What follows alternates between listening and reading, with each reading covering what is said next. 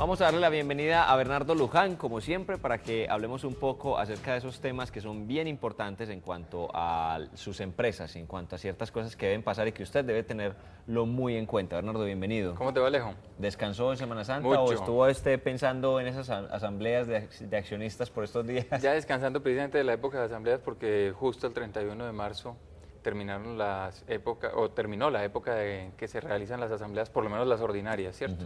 Precisamente de ese tema vamos a estar hablando o continuando, pues ya lo hemos venido tomando, pero quedan muchas cosas en el aire que queremos precisamente resolver. Hasta el 31 de marzo, como usted lo acaba de decir, fue la fecha para que se reunieran los accionistas de las empresas para tomar ciertas decisiones y para hacer los balances.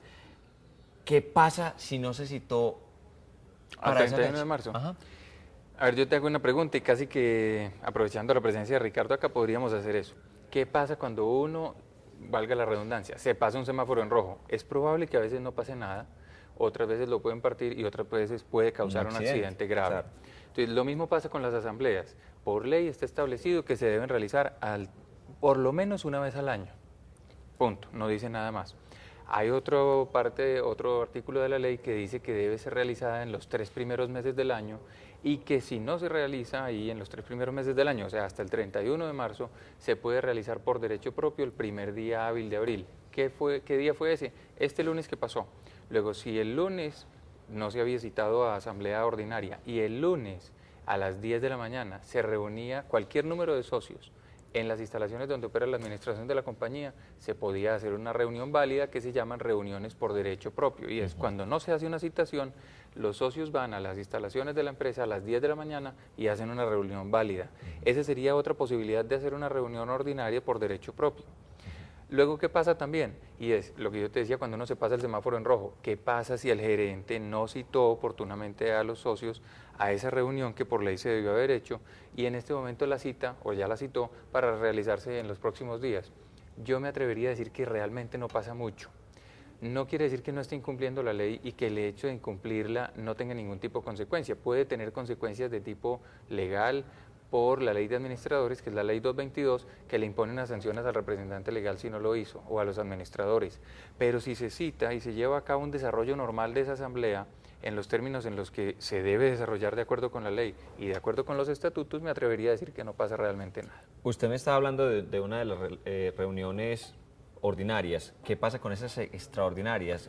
Digamos, contémosle a los televidentes mejor, ¿qué es una reunión extraordinaria? Extraordinaria de accionistas de una empresa. Ok, cuando hablamos de uno, hablamos de dos. Hablar de reuniones ordinarias puede conllevar hablar de reuniones extraordinarias.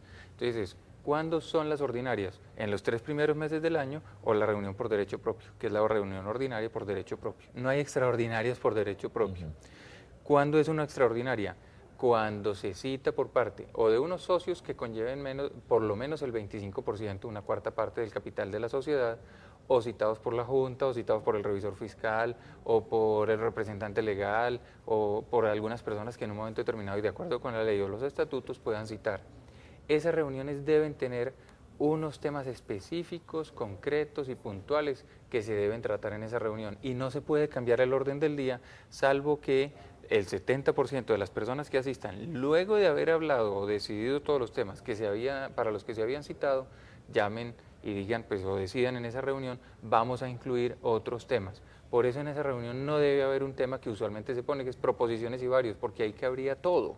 Entonces ese tema como tal no debe estar dentro del orden del día, debe estar capitalización o reforma de estatutos o remoción de la Junta o remoción del representante legal, del revisor fiscal, todos los temas que vayan a ser específicos dentro de esa asamblea extraordinaria y solo una vez agotado ese temario se puede incluir otro si lo aprueba el 70% de las personas que están presentes. Pero ahí surge una pregunta, en esas reuniones extraordinarias supongo que deben haber decisiones que no se puedan tomar, o qué tipo de decisiones mejor se deben tomar en las, o se pueden tomar en las extraordinarias. Todo igualmente. Tipo, sí, la cosa no está en el tema que se vaya a debatir, sino en el quórum que pueda decidir. Entonces las reuniones extraordinarias se pueden hacer en cualquier momento y siempre que las circunstancias lo ameriten.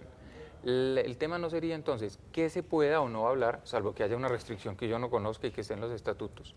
Entonces, ¿qué tema no se puede hablar? En principio ninguno. Los socios son libres para decidir como máximo órgano de la sociedad todos los temas que quieran y cuando quieran, siempre y cuando cumplan con los requisitos de ley, que en este caso sería el formalismo de una reunión de socios, hecha en el momento en el que por cualquier razón es importante hacerla.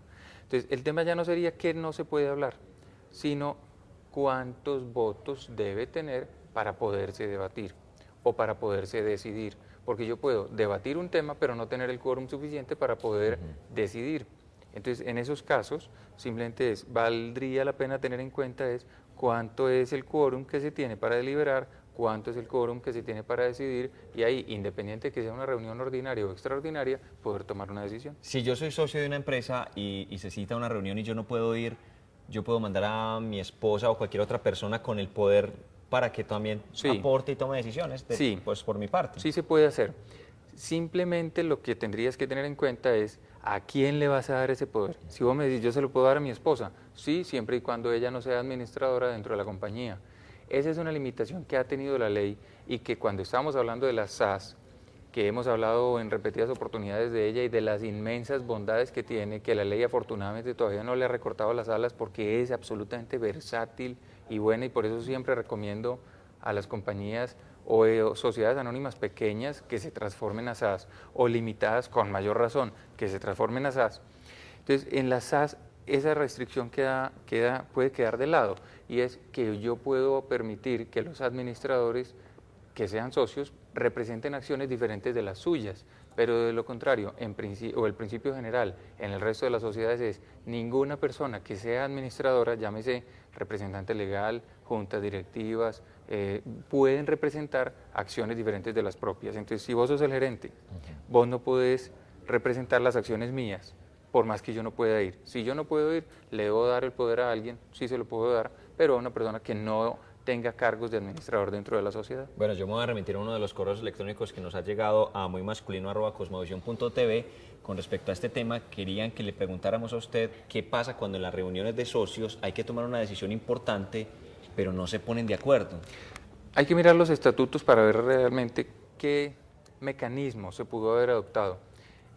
Yo soy un enamorado del sistema de conciliación. Afortunadamente la ley lo estableció como un requisito para algunos de los procesos. Desafortunadamente algunas personas acuden a esa conciliación más como por cumplir un requisito, pero yo lo tengo como que se debe vivir como un sistema o mecanismo de vida. Uno siempre debe buscar acuerdos y por ahí sale mucho mejor, vive mucho mejor. Entonces, la conciliación como tal es un mecanismo que se pudo haber establecido en los estatutos. En otros momentos se pudo haber establecido también el mecanismo de la resolución de conflictos por medio de un tribunal de arbitramiento. Hay quienes son opositores a este sistema, yo soy amigo de este sistema, por lo corto, a pesar de que pueda implicar unos costos superiores a los que puede implicar acudir a la justicia ordinaria, pero realmente por ahí a veces o no se ventila un problema por allá por los costos que tiene y se soluciona precisamente más fácilmente en la mesa, o precisamente conlleva o una venta o alguna solución, digamos, de otra manera. Se puede establecer también un mecanismo que lo he mirado con algunas sociedades y que a mi juicio es importante tenerlo en cuenta, sobre todo para las empresas que son 50 y 50, y es establecer dentro de los estatutos que un amigable componedor, se puede designar de una vez quién, dependiendo del tipo de empresa, sea aquel que dirima las diferencias cuando los dos socios no se pongan de acuerdo. El mediador, digamos. Exactamente. Entonces, esta persona viene, además con fuerza de ley, a tomar una decisión en nombre de ellos y es de obligatoria aceptación y cumplimiento para los socios de la empresa, porque muchas veces esas sociedades 50 y 50, que soy enemigo de ellas, pero que a veces hay que hacerlas, incurren o caen mejor en momentos o circunstancias dentro del desarrollo de la empresa que antes no se creía que fueran a llegar, donde a veces uno dice yo voto sí, el otro no. ¿Qué podemos hacer? En esos casos uno puede previamente establecer que haya en una diferencia entre nosotros dos, decimos que el director del programa Muy Masculino resuelva las diferencias entre nosotros dos, y si lo hemos pactado previamente, basta simplemente con que uno cualquiera de nosotros dos acuda a él para que él tenga la facultad como tal de decidir por nosotros y tomar una decisión que a los dos nos obliga. Bueno, antes de irnos, porque se nos está acabando el tiempo, una pregunta muy puntual. Si hay un grupo mayoritario de una empresa que toma una decisión que perjudica al grupo minoritario, digamos que eso se puede llamar una